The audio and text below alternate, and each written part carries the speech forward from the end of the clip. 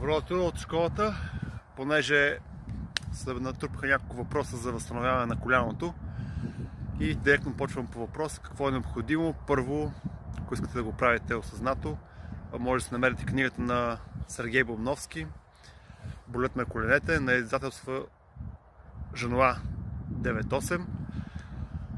Мисля, че е с синьо-червеникава корица отпред и съответно минавам към пособията необходими за упражненията, необходими за възстановяване при контузия на коляно. Опорна точка отгоре,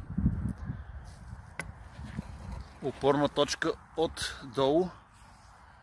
И идеята каква е? Да се правят движения, които са от тазобедрената става и коляното в почти всички равнини и посоки.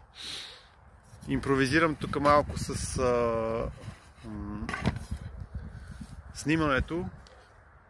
Да не падне и камерата, но да речеме започваме с движение отгоре на надолу.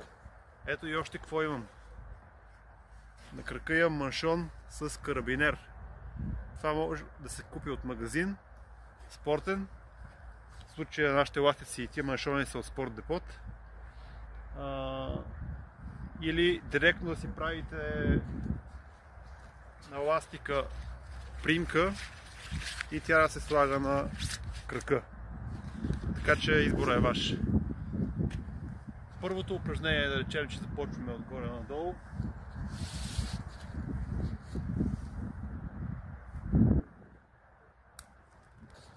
Тук имам изтегляне.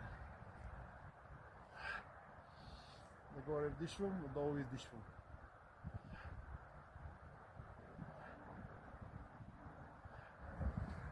После, не знам дали се виждам, но имам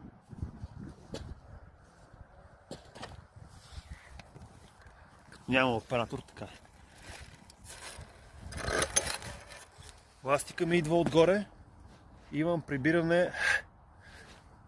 Как да стана, че се вижда? Окей, колкото се вижда.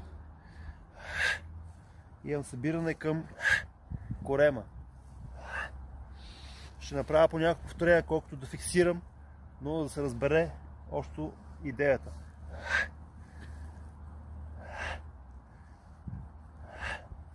Добре.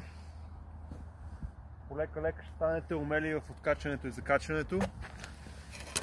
Но горе-долу ти неща хубаво да се правят, ако не всеки ден, през ден.